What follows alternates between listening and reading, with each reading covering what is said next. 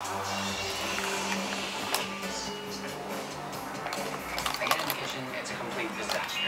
The only station that's available is the one where Robin had just finished. It's a complete mess.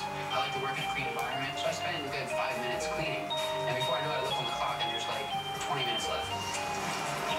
And spoons up here.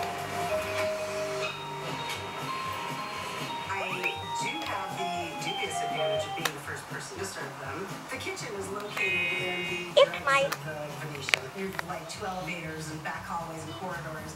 It was a trek. Hi, ladies. Hello, Robin. This is Nigella. Nigella, how are you? Nice to meet you. Nice to meet you.